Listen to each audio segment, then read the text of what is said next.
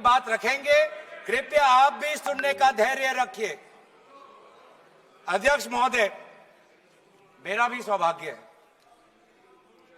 कि पिछले सदन में मैं अयोध्या राम मंदिर पर अपने पार्टी का मैंने अपना व्यू, अपने पक्ष रखा और आज वक्फ संशोधन 2025 पर अपनी दल का और विपक्ष की तरफ से अपना पक्ष रखा और अयोध्या राम मंदिर में भी और आज के वक्फ के संशोधन में भी मेरा एक ही मार्गदर्शक है, वो है भारत का संविधान।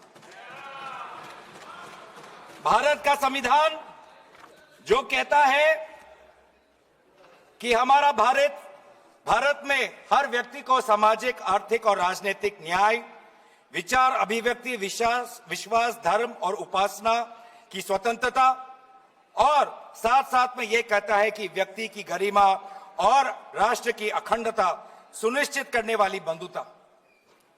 ये बिल आज इस संविधान के इस जो मूल जो ढांचा है उस पर आक्रमण है और इनकी जो पूरा जो भाषण था वो हमारे संविधान के इस मौलिक अधिकार पर, हमारे संघीय ढांचे पर एक आक्रमण था।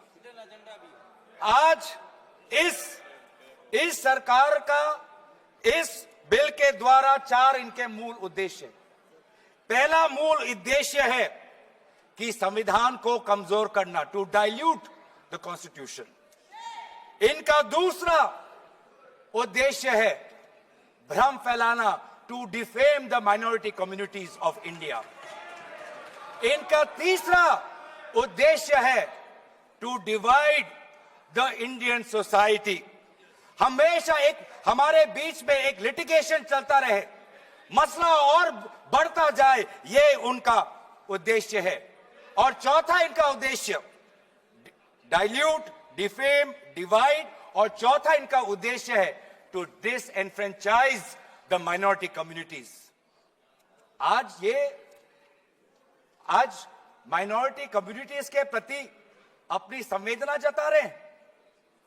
सर, कुछ हफ्ते पहले देश में विभिन्न जगहों में लोगों ने ईद की शुभकामनाएं एक दूसरे को दी और क्या आपको पता है कहां इनकी डबल इंजन की सरकार ने लोगों को रास्ते पे ईद का नमाज भी पढ़ने नहीं दिया। और ये बात करेंगे आप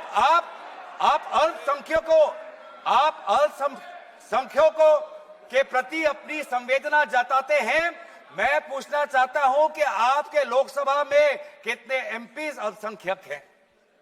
पहले उसका विवरण दीजिए और फिर हमें बताइए कि आपके दिल में कितना संवेदना है।